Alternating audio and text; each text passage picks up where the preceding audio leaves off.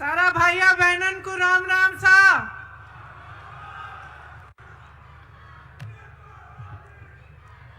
आदरणीय अशोक गहलोत जी, श्री सचिन पायलट जी, रंधावा जी,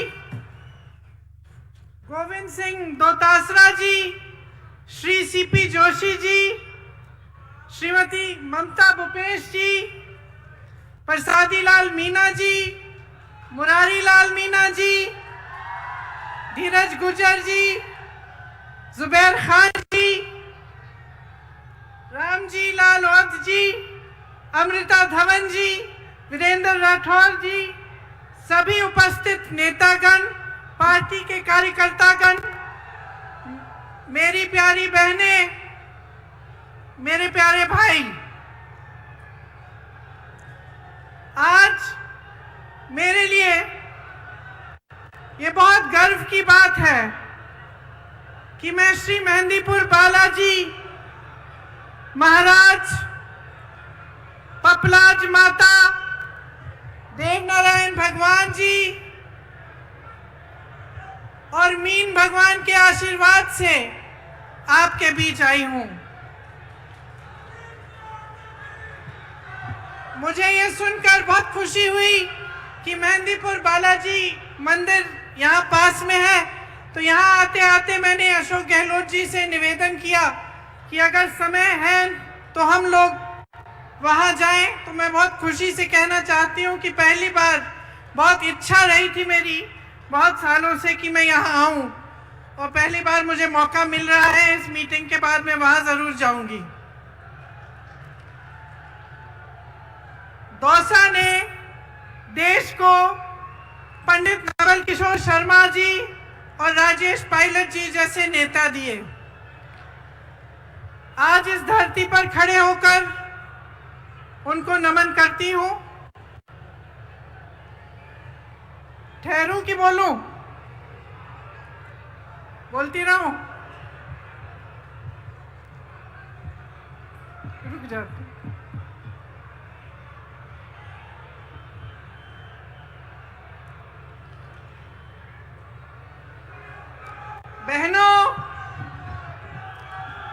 बहनों, आजकल आपके खेतों में बहुत काम है।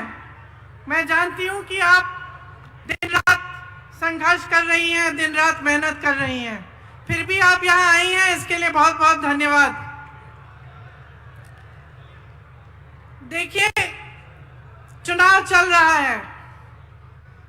मैं तेलंगाना जा रही हूँ, छत्तीसगढ़, मध्य प्रदेश, राजस्थान, मिजोरम, हर जगह चुनाव है।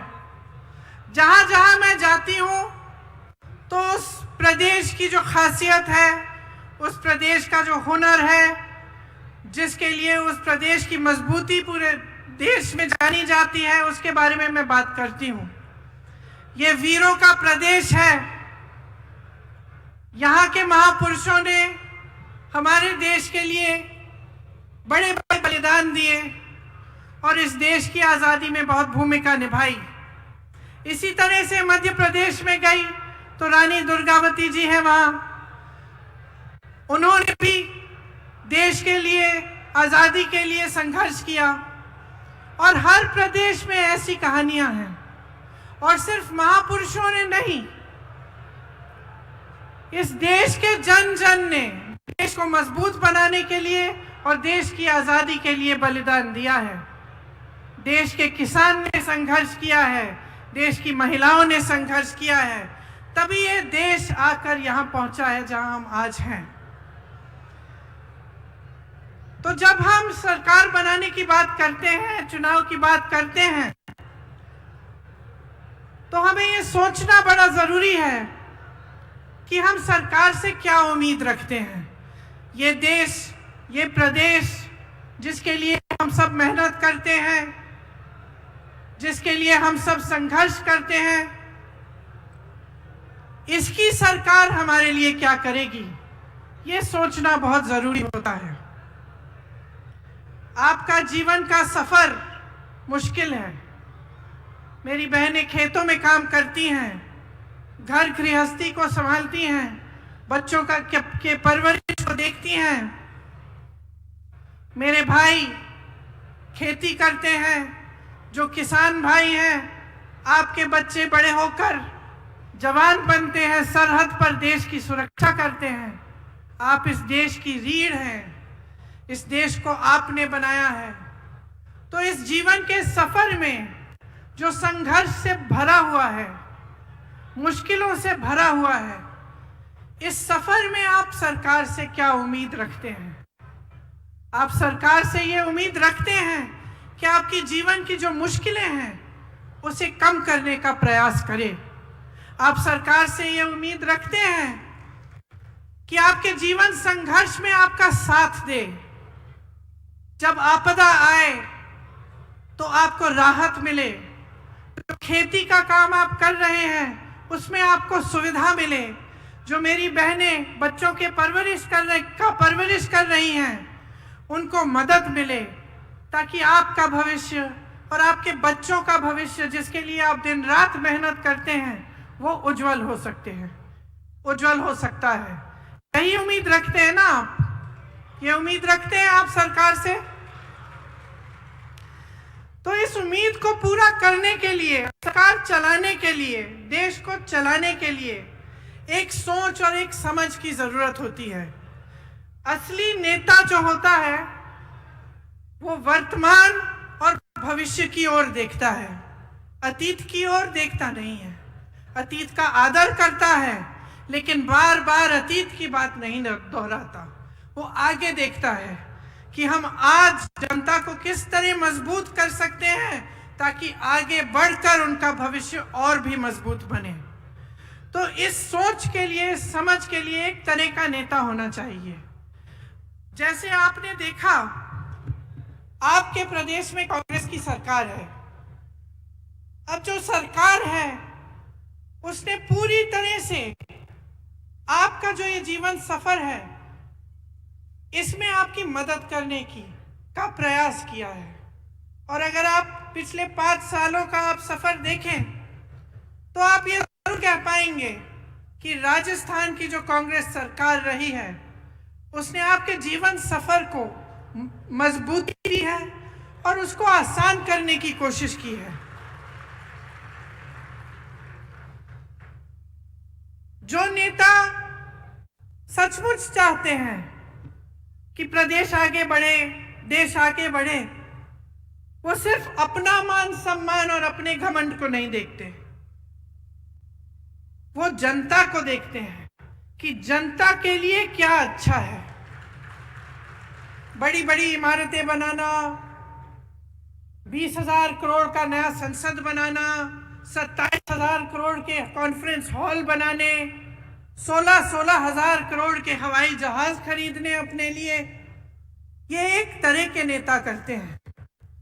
भाजपा के आज नेता जो हैं वो सबसे पहले अपने अहंकार को, अपने मान सम्मान को बढ़ाने के लिए अपने लिए काम कर रहे हैं और अपने उद्योगपति मित्रों के लिए काम कर रहे हैं। आप सोचिए, जब देश के प्रधानमंत्री 8-8 हजार करोड़ के हवाई जहाज खरीद रहे हैं और वही प्रधानमंत्री कहते हैं कि किसानों का कर्ज माफ करने के लिए पैसे नहीं है, 27,000 करोड़ की इमारतें बनी जा रही हैं, वही कहते हैं कि ओपीएस पेंशन के पैसे नहीं हैं, अपने बड़े बड़े उद्योगपति मित्रों को देश की सारी संपत्ति दे चुके हैं। तो आप सोचिए, आपने भरोसा करके दिया, सत्ता दी, आपने खड़ा किया, आपकी उम्मीद थी कि आपके जीवन सफर में वो आपकी मदद करेंगे, आपकी उम्मीद थी कि जो देश की संपत्ति है उसकी हिफाजत करेंगे। लेकिन क्या हुआ? देश की सारी संपत्ति अपने बड़े बड़े उद्योगपति मित्रों को दे दी। जो 6,000 करोड़ की कंपनियां थी, लाखों की कंपनियां थी, उनको कम दाम में बेच दिया। जहां से आपको रोजगार मिल सकता था वो अपने बड़े बड़े उद्योगपति मित्रों को बेचकर प्राइवेट कर दिया। जहां आरक्षण मिलता था वो भी नहीं मिलेगा। तो आपने उम्मीद की, लेकिन आपकी उम्मीद को तोड़ा गया। आज ये नौबत आ गई है कि प्रदेश की सरकार महंगाई के राहत कैंप लगा रही है, क्योंकि देश की जो सरकार है, केंद्र की जो सरकार है, उसने इतनी महंगाई बढ़ा दी है कि आप गुजारा नहीं कर पा रहे हैं। तो ये जो नजरिया है इन नेताओं का, जो भाजपा का नजरिया है, उसको आपको समझना पड़ेगा। क्योंकि जब जब चुनाव आता है तो धर्म और जाति की बात करते हैं। धर्म और जाति की ऐसी बात होती है जो आपके दिल में, आपके जज्बातों से जुड़ी होती है। धर्म की सुरक्षा, धर्म को आगे बढ़ाने की बात, इसे कोई हिंदुस्तानी नहीं नकार सकता। ये ऐसी चीज है जिससे हम सबके जज्बात जुड़े हुए हैं। लेकिन आपको ध्यान से समझना पड़ेगा कि ये चुनाव के समय क्यों उठ रही हैं ये बातें। चुनाव के समय ये बातें क्यों करते हैं, और चुनाव के समय आपके विकास की बातें क्यों नहीं की जा रही हैं। चुनाव के समय आपको ये क्यों नहीं बताया जा रहा है कि ये जो ओपीएस पेंशन के पैसे हैं ये आपको क्यों नहीं दे सकते।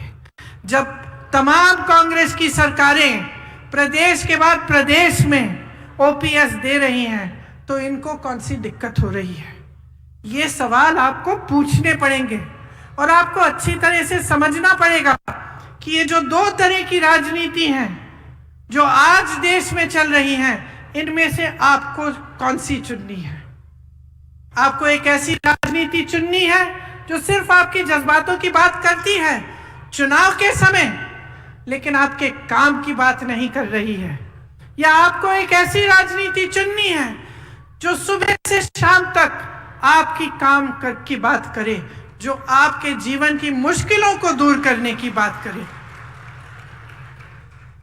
देखिए, अगर जनता का कल्याण होना है तो ऐसी राजनीति से होगा